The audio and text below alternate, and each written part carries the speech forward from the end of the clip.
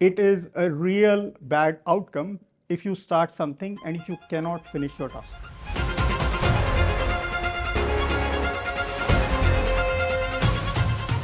Because the moment your client believes that your interest is different than their interest, then they will solve for maximizing their objectives and you will be left with an outcome. The compounding of engagement and compounding of relationship plays enormous dividends over time.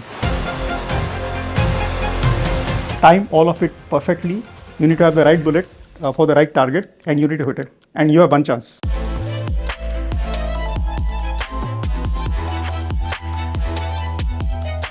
Kaustubh, thank you so much for being here at Masters Union. It is such an honor to host you here. A quick round of applause for Kaustubh. He's taken a red eye in the morning to be here. Kaustubh is the senior country officer for JP Morgan India and vice chairman Asia Pacific.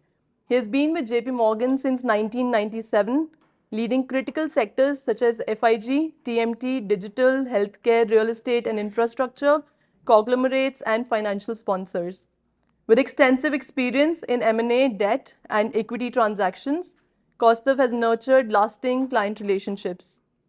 Previously, he served as the head of India and co-head Southeast Asia for investment banking and also led Asia Pacific coverage for power and utilities. Prior to JP Morgan, Kaustubh worked with Tata Group and Siemens Limited. Kaustubh also holds a Master of Management from IIT Mumbai and a BE in Mechanical Engineering from VJTI Mumbai. Kaustubh, we are so thankful that you took out the time to visit us here in the Union. So welcome. Yep. So Kaustubh, what the format's going to be that I'm going to ask a few questions and we're going to leave plenty of times for the student questions in the end. Sure. So keep your questions ready as always. My first question to you is that, and this is something that you and I had discussed a little bit in our call the other day, that 25 years is a long time to be in a company. What keeps you motivated every day? What drives you? Sure. I think, again, a great pleasure to be here in front of you. As I look at the room, the diversity in the room could be better. And then that is, I think, one of the key things that we keep looking for inputs, insight, ideas, which come from a diverse set of stakeholders, including women. I think it's just the nature of how India is currently structured. Hopefully, I think 2 years from now, this is a different picture than what we have. So diversity of the MBA program is very good. I think the parents of girls are a little more concerned and have like prohibited them to not come today. Fair enough.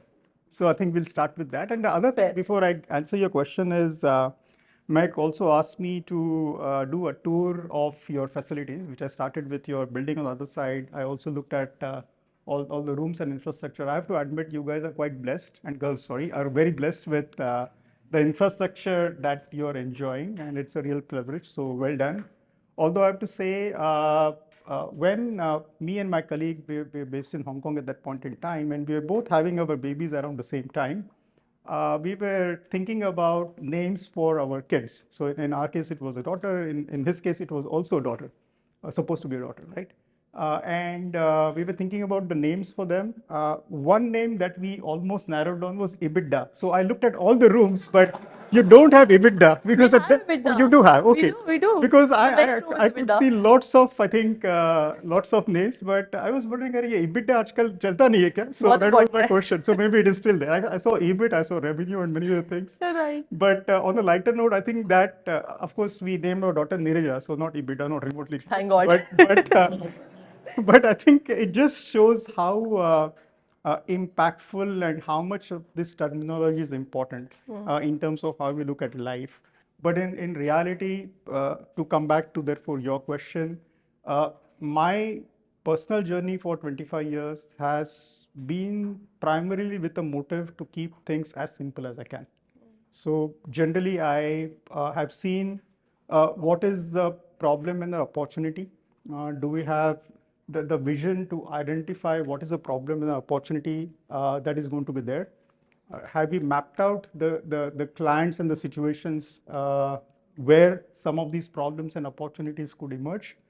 Are we well engaged with them in terms of understanding, do they think about it as a problem or do they not think about it as a problem?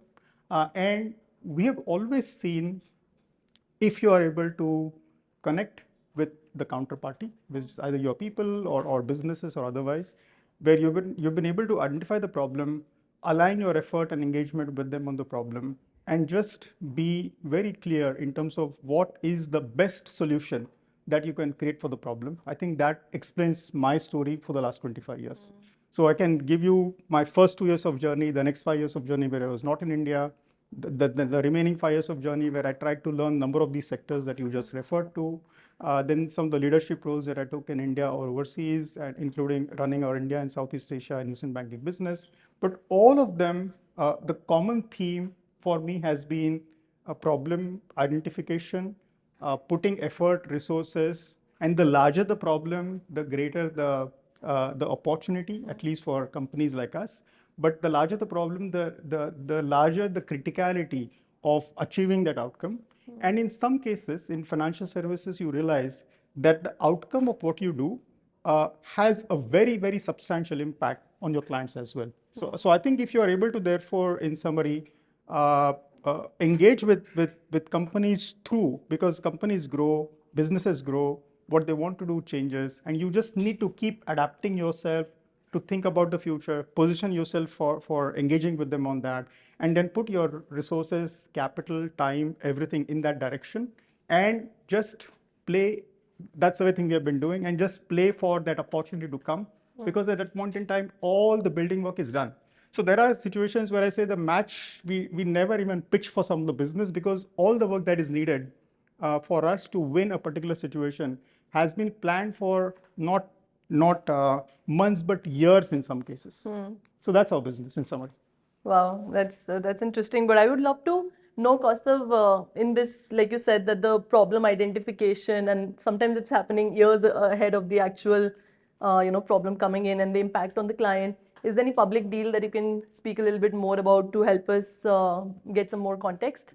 I think in terms of problem identification, I cannot name specific companies, because I think our company policy will not allow me to Sure. Use any name without that client's consent, which you'll appreciate is the right thing to do. But I'll give you an example, right?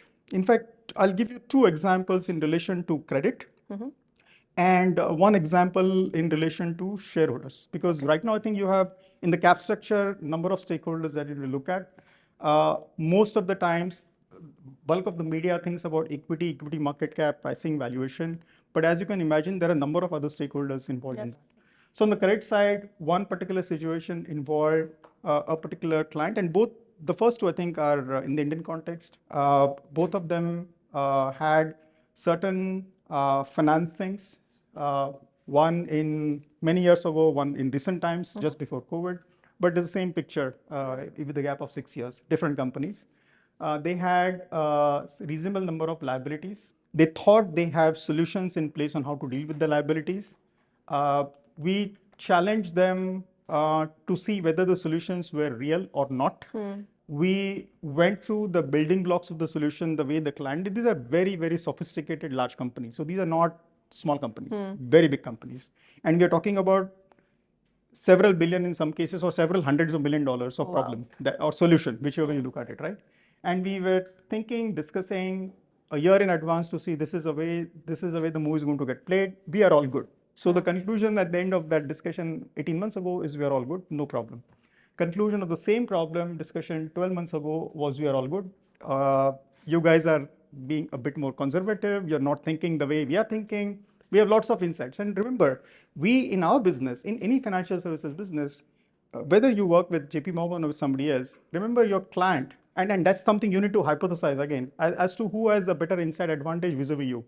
Most of the times, your clients have better inputs because they're talking to 10 other market participants. We being just one, they might be talking to 10 other banks, 10 other lenders, 10 other investors, whatever. So let's assume that they have insights which are a lot more impactful and real, because it is a stakeholder across, or inputs across multiple stakeholders. So where does our insight come into it? That's where experience, judgment, ability to read the situation, and then tell the client that there is a small chance that this may not get played the way it is. So fast forward 6 months, 3 months, all good. 3 months before the due date, oh, there's a problem. What happened? Interesting. Well, we were working on a certain basis, certain premise. These two setups promised certain things. Now they've changed their mind. I said, well, what did I tell you 18 months ago? That people can change their mind because there is, unless, remember in finance again, till the money is in your account, right? Nothing is done. Nothing is done. I Till agree. the money is in your account, nothing is done. That's the bottom line. As much as you would have completed, signed, did anything, is the money moved from A to B? And if you are B, then it should be in your account. If it is A, it should have moved out from you. That is it. So commit of the transaction is important. So now what do we do? So we put lots of resources on it. We engage, we narrate, I think, what is the solution that we'll implement. We have to get it done by that date, because if it doesn't happen, right, in both the cases, by the way, if it doesn't happen, the cascading impact of this problem is you have a default for $4 or $5 billion in the system. Wow. Across the financial system, right? Which is a nightmare scenario for the banking system. And who is at the core trying to find a solution and implement it? It is only one entity, which is JP Morgan, which was trying to do this. Most of the people did not have an idea as to what is the solution, how it's going to be implemented. They did not appreciate the criticality of it, because the moment anybody else knows that it is super important from your perspective, guess what? Pound of flesh, or they will not take several pounds or several kilos of flesh will be taken away, and the solution may not even work. So the bottom line is that in our business, I almost think of our business on some parts of the business and not the flow business, because JP Morgan has a number of things that we do. But this capital markets type of business it is a very precise sharpshooter mindset that you need to have. You are shooting from a very long range. There are a number of variables that you have to reflect on. You have to time all of it perfectly. You need to have the right bullet for the right target, and you need to hit it. And you have one chance in some of these cases. We did it twice. In both the cases, I mean, I would have received 20 different calls from other counterparties to the same company to profusely thank us for solving the problem. Which means, had we known all of this, which the fellow would probably have a sense of all of this, or they did not, we don't know. But had they known all of it, had they known the gravity of the problem, then they would have responded to it differently. They would have created, as I always say in life, right, or in business, what is your plan A? Assume it works. Great. Doesn't work. What is your plan B? Assume it works. Doesn't work. What is your plan C? You cannot stop. You ultimately, I think the mindset, again, for us, at least for me and for my company, is that the mindset is, if you start something, you need to get it done. It is a real bad outcome if you start something and if you cannot finish your task. So let me pause here. I think it's a long answer, but I think these are two examples on the credit side. I think on the shareholder activism side, again, there are a number of public situations that we've been involved in. Many of them are still live or being played in some form or manner. If you look at our business, if you are not the driving seat because the client is in driving seat, but if you're sitting next to the client who's riding a fast car or a car with lots of twists and turns, it's actually quite fun. I think it is only possible, again, the building blocks of this discussion or this engagement are very similar to interpersonal, which is, do you have the trust of your partner or your friend in your family? Do they believe what you're going to tell them or do? Do you believe that their interest and your interest is the same? Because the moment your client believes that your interest is different than their interest, then they will solve for maximizing their objectives, and you will be left with an outcome, right? And the moment the client believes genuinely that you are also going to solve for outcome, which is a win-win for you as a service provider and the client on the other side, the engagement that you can have is a very different engagement with your client. That is, I'm still digesting it because I'm just thinking about, all the pushback that the client would be giving on one side and then reiterating to the client and getting him on your side. Like, I'm just imagining the scenario because you're right, the client will always think that I know better. Absolutely. And you're an outsider, and I'm hearing 20 other people who are saying that I'm doing it right. Yeah. So, Kaustubh, on that point, would love to hear how do you build that conviction, or like I'm sure like it's a journey for you also of seeing that you are becoming more and more right. How have you developed that muscle for yourself, for your Yeah. team, etc.? So I think the first thing is there is no anybody's given right that we are right. Correct. That's the first thing. just because you represent company X or company Y, you're Mr. X or Miss Y. It doesn't matter, because as I always say, market is a great leveler, and it will prove you and test you every day. So I think the first thing is uh, get this ego that you need to be right, and therefore the other person needs to be either less right or wrong. In fact, the worst thing is to assume that you are right and I'm right and you're wrong. That the less worst thing is to say that I'm more right than you, because that gives me this intellectual Right. advantage in my mind.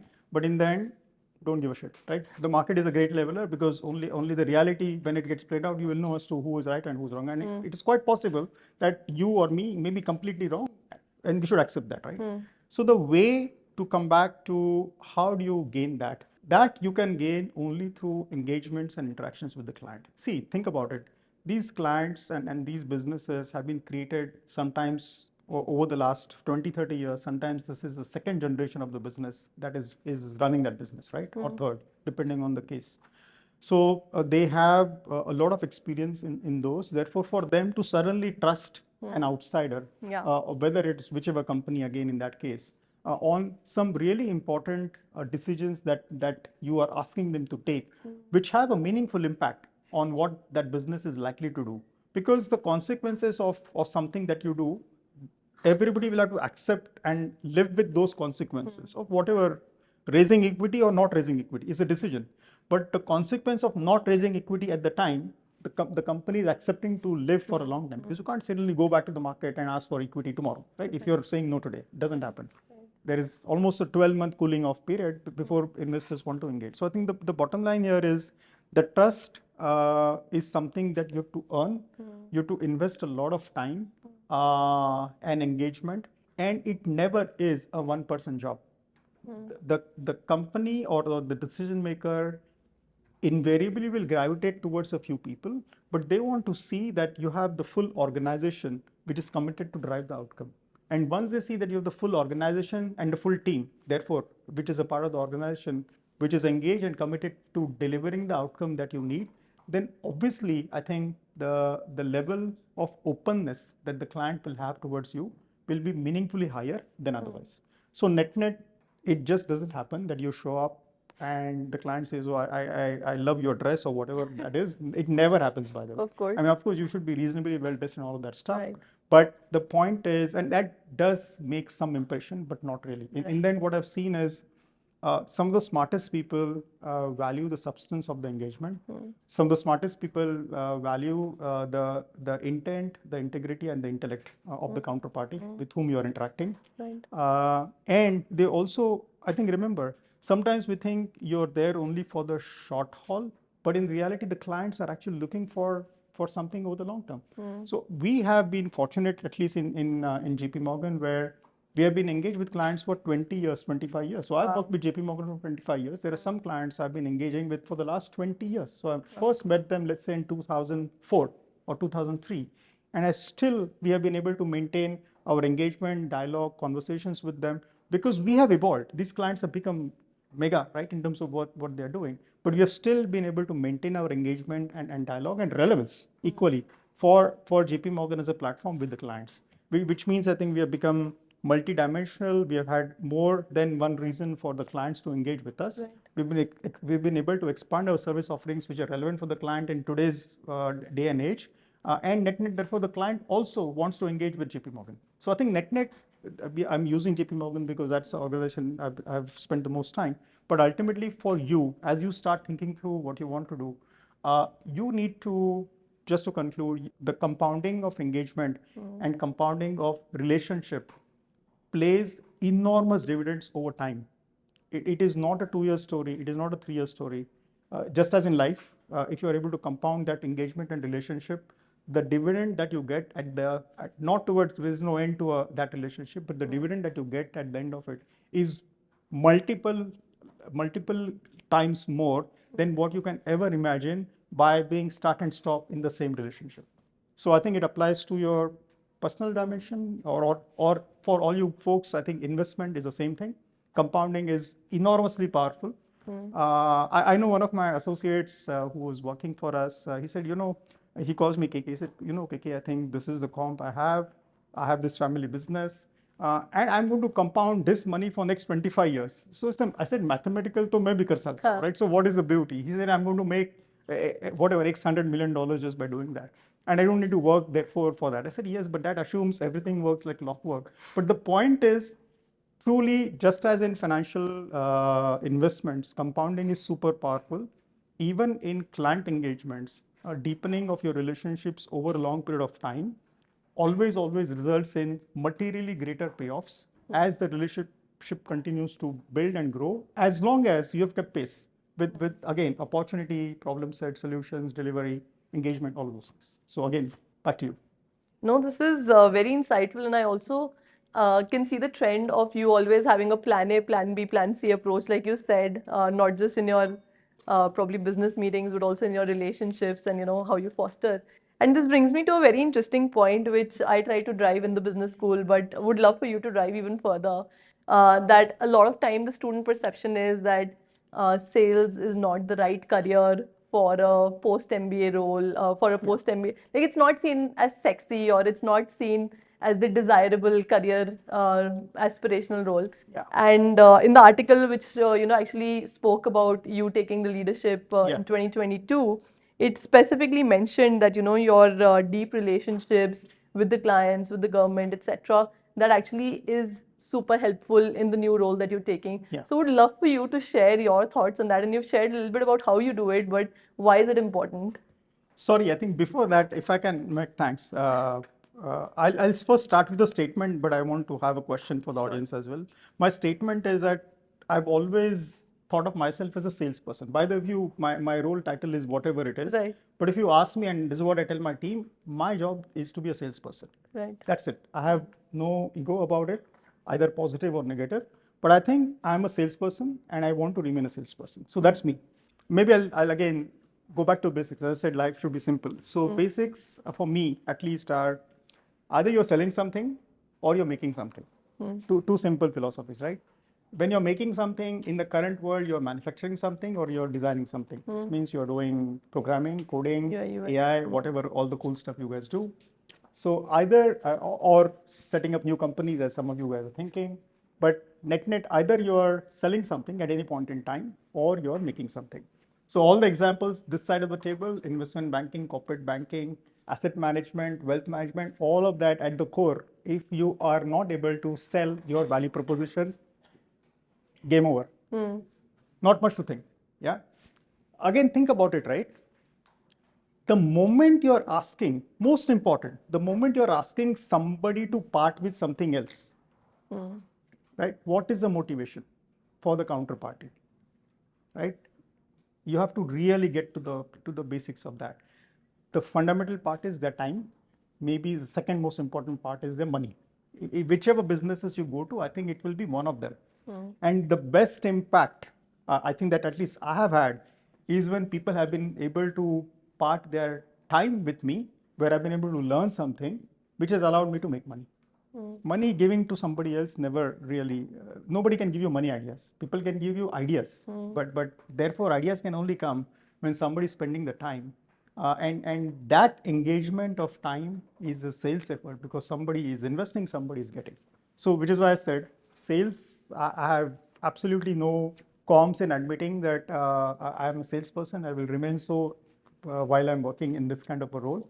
And even if I'm doing something else, hypothetically, right? But ultimately, you still have to sell your value proposition to somebody else if the other person is interested in that. So that's how I look at sales as a function. But I said if you're not doing that, then you're exceptional in thinking of new ideas, putting those new ideas into creating new companies basis that, creating new products, creating new software. Then you focus on that part. Let somebody else, right, do the selling part of it. Because if you start doing it, it will be a nightmare for you because that's not your skill set, that's not what excites you, and you will see that as utter waste of time if you're asked to do the same as well. So better to look at which, in my view, therefore, you are in one of the two buckets. You need to assess yourself which bucket you are, and that bucket may change. So you might be starting with a product development or a software development or a business mindset, and you may change from one to another. But that also is a function of your conscious adaptability in terms of what you're prioritizing. But at some point in time, if you talk to the largest managers of money in the world, one of and let's say the heads of private equity in this country, that country, whatever, if you ask them where do they spend a large portion of your time, they are selling their effort and time to market their performance to the investors so that they can raise more money, right? Which is still selling, right? Ultimately, if you're not good at that and not good at convincing people, because performance works up to a point, but after that, ultimately, you still need to sell. Unless, of course, the whole world goes towards program trading and where only the performance of an algo gets picked.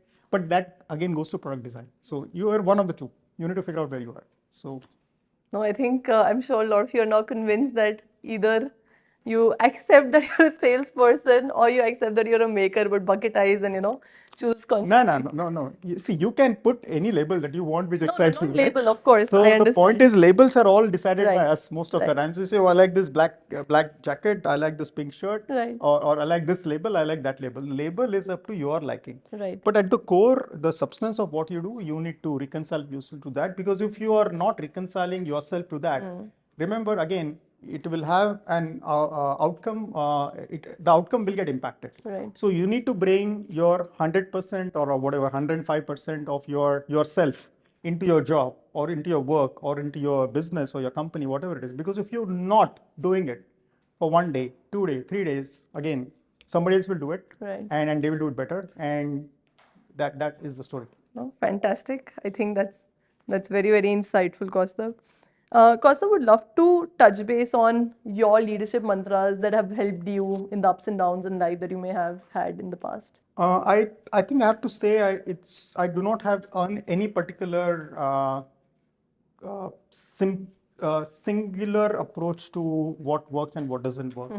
So for me, I think being present is paramount. And what I say by being present is you just when you are in the situation, right? You need to really understand what's happening in that situation, and you may have tons and tons and tons of preparation that you may have done with your team, but you start your conversation, your engagement, or whatever work, something else comes to picture, and you have to go back to the drawing board and revisit. So one is therefore being super objective, and therefore looking at information ruthlessly, brutally, objectively at any point in time. Basis which, as I said, trying to find the best solution with everything that you know is important.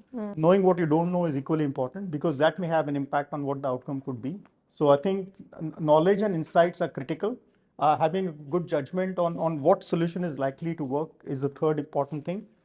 For me, as I said, I started by the fact that I want to keep the whole narrative of any conversation as simple as possible. So it may be a very complex topic, very complex problem, but ultimately, if we cannot break it down into digestible inputs of information and action-oriented items for either my team or my client, again, doesn't work. Because if you start using too many high-flying things or jargon, invariably you'll lose your audience, you lose your team members, and you lose your client in that. So I think to keep everything simple, but again, intensity, rigor, focus, things change all the time. So if you want to build a great business, in summary, I think you need to be at it every day.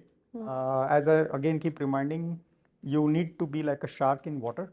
You need to keep moving ahead, which means you need to be aware of what's happening around you, and then carry the team along with you. I think the most important part, which is quite fundamental, is you absolutely need to surround yourself with exceptional people and exceptional talent. And if you are blessed with that talent, then that's great.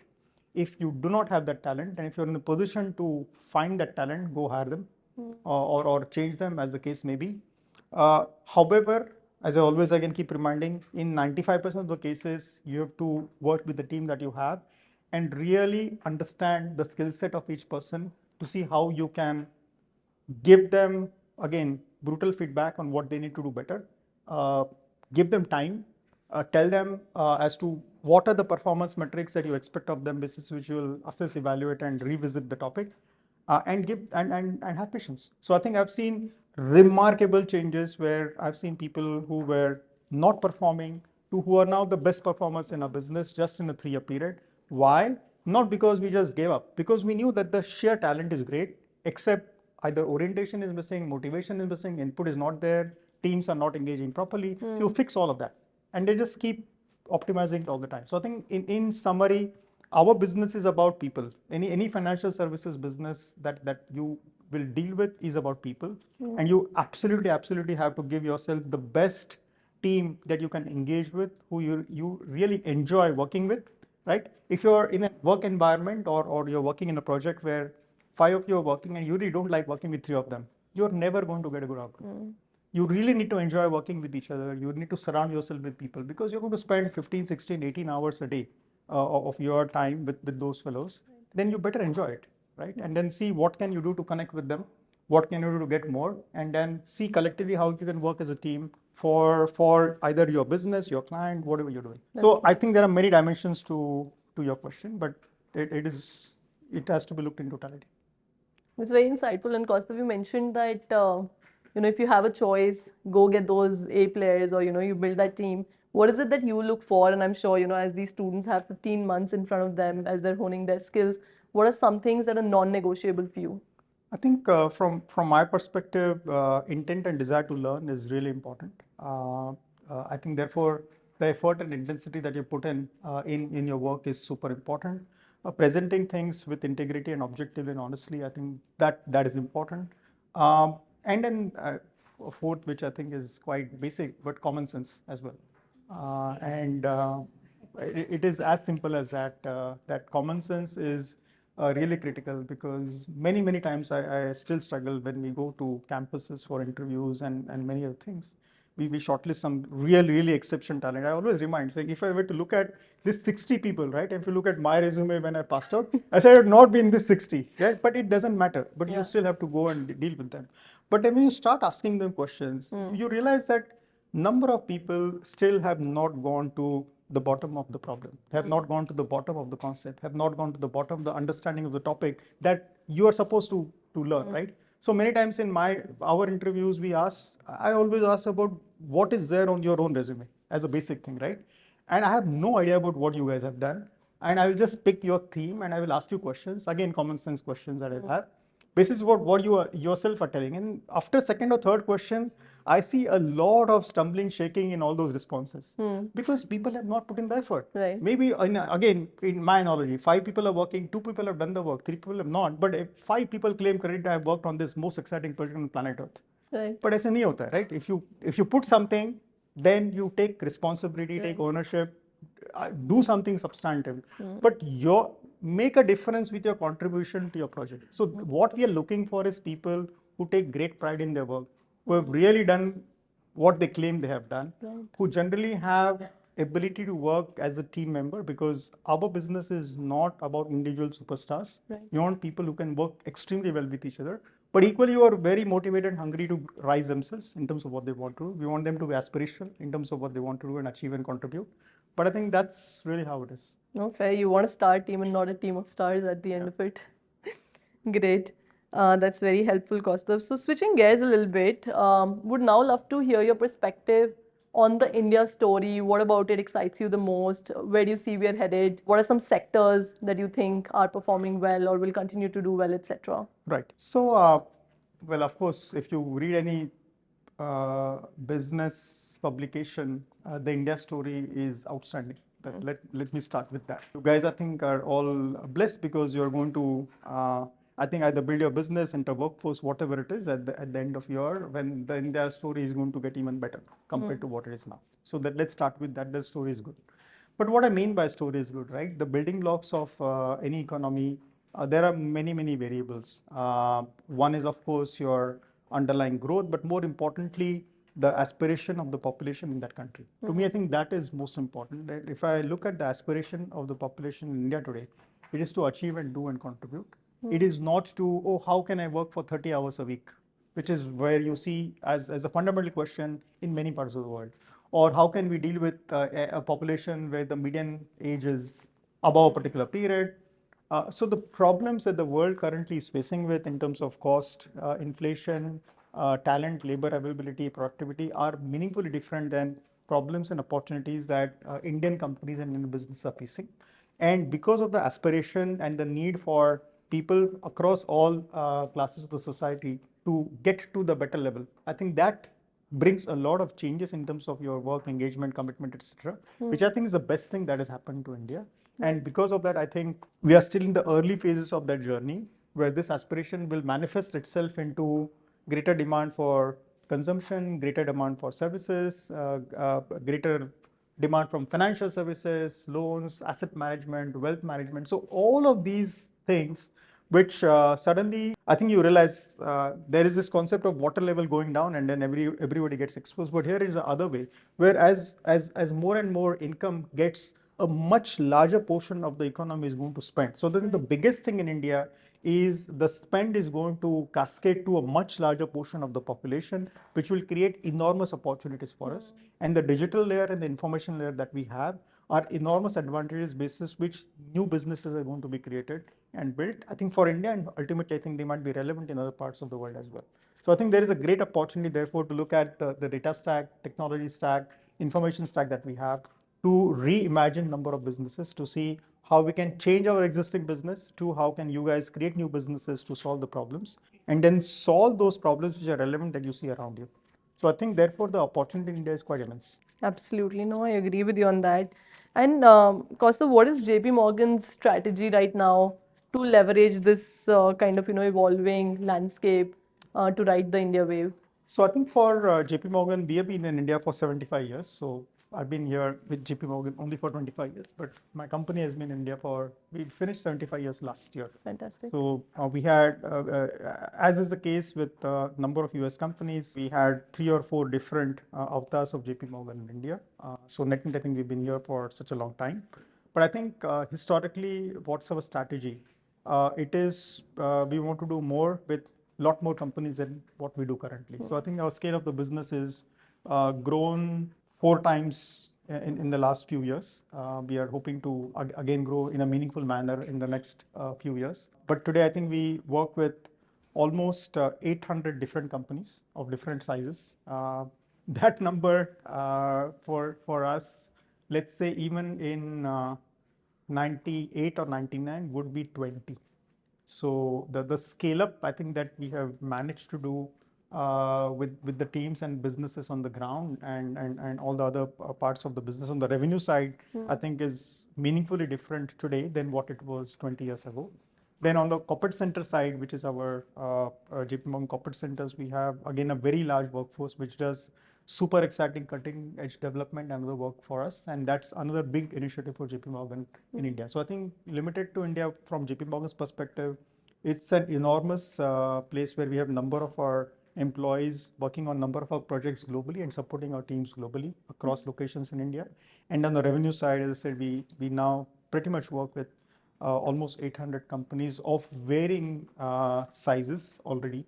And our expectation is, as India grows, as more domestic companies continue to increase and more multinational companies continue to scale up their business in India, hopefully we'll see JP Morgan to be an important partner as a part of their journey into India. That's indeed a remarkable growth story, and I'm sure JP Morgan is very fortunate to have a leader like you who's driving the company forward in this time. Yeah, that part, I think, growth part of the story for JP Morgan is right. But as I said, no two bones about leadership. I think it is a team effort. We are building this business for the future. We have a great team that we have built. And I think each of our talent and the depth of the talent that we are fortunate to have what we have built. So I think what you will see in JP Morgan is we have enormous amounts of planning that goes into create and build the leadership. And we are very almost regimental in our approach in doing that. And therefore, we create a lot of consistency in our engagement, performance, client engagement conversations, which ultimately gives us the endurance and the edge and the advantage in dealing with what is a enormously complex work environment. I think in India, what you'll realize is, just as everything else, it is really hard to make money. Right. Really hard to make money. So I think the question really that we always have is, how do you engage with clients such that for everything they want to offer, they are willing to entertain you firstly, and then they're willing to pay you, which is even more difficult. They will entertain you, will not want to pay you. But how do you make sure that they want to entertain and pay you? Right. While I have a lot more questions, but I Yes. think in the interest of time, I would love to open it up for our students to ask questions to you. Hello, sir. I'm Hairika. I want to ask, as one of the largest banks in the world, what role do you see JP Morgan playing in extended credit to locations where banking system is not developed? Wow, that's a great question. This goes to the core of even JP Morgan is largely present on the retail side in the US and then now UK. But even in the US, you know that there is a reasonable percentage of the US households which are not effectively financial inclusion is an important topic for them. But fundamentally, I think the question is the following, right? For JP Morgan, I think, or the payment system to reach that net, you need to have a large banking system or a banking interface system, similar to NPCI, UPI mechanism that you have. And the first critical necessary condition is to have a customer as a part of a banking system. So that's the first part. So the moment the customer is enrolled to be a customer of a bank, then you are providing inclusion to them or financial inclusion. So I think for JP Morgan, I think has been certainly encouraging doing is to make the cost of a service and cost ultimately therefore of opening your account with JP Morgan to be as little as possible and as readily available as possible through your digital engagement. Ultimately, I think physical and digital engagement is important. Physical engagement is important because then you have to go to the bank branch, open your account, and do all of that stuff in person. But equally, I think with mobile, you can ultimately do a digital engagement with JP Morgan in this case. But JP Morgan will make meaningful effort through push mechanism to make sure that we can engage our customers and excite them to bank with us. And that I think what JP Morgan will end up doing. So I think net in summary, again, last man standing in terms of cost. You need to have the cheapest cost at which you can provide the service to the largest number of customers. And that's what JP Morgan, I think, has been trying to do, where our cost per transaction, just because of the scale at which we are. So why do we have one of the largest market shares on dollar clearing, on even from euro into India and major markets, or many of the multiple currency settlements that happen, is because you have invested in technology, infrastructure, architecture. Net, we see so much more volume. We see therefore the best cost that we can offer, and we can create those solutions to the clients on that basis. So ultimately, it will come down to technology investments costs to offer the cheapest cost that you can, but a contemporary and relatively very exciting product for the customer, which can be utilized and can be used by the customer in his or her convenience. In summary, that's what we have to do, and that's what we are trying to do. There's a question there in the back. Yeah. So I'm curious about the differences between the working in the bond and the equity departments. So can you tell me where do you see the plethora of opportunities on these two? I think they're both equally interesting if you ask me, because JP Morgan is the largest equity house and the largest credit house. So fundamentally, if you ask anybody in my company, they'll say we love both, and which is the truth, because we hopefully make a lot of money in both. That's one. But in reality, I think credit vis-a-vis equity is a very different mindset. If that's your question, right? Credit is diligence, business understanding, but more from a downside risk protection perspective. That's the primary focus, to see what can go wrong and how do you therefore underwrite your or understand your thesis basis what can go wrong and how can you still recover. If you're given 100 rupees to somebody, how can you still recover your 100 rupees? That's a great mindset. Equity mindset is very different. Equity mindset is about how can you realistically imagine the upsides for different businesses, for the levers for the business, how can you grow, how fast can you grow, what are the challenges as a part of that, and then that's your thesis. So your mindset, if you're doing equity, is quite different than your mindset when you're doing credit, in summary. But rest of this is almost the same. Algorithm trading, all the platforms, big hedge funds are active in both, big long-only investors are active in both. Credit market is at least 3 times larger than equity market, given volume, size, balance sheets of the companies, etc. So both are equally large businesses, but ultimately it's a function of what is your style of excitement from your perspective. Kaustubh, thank you for this thrilling session. I feel the depth of the insights that you shared. I learned so much through the insights, your own personal growth, your own journey, the experiences that you shared, how JP Morgan is positioning itself in the India market, how it's leveraging the India growth. All of it was extremely insightful. On behalf of all of us, I thank you for spending time with us here today. Thank you, Matt.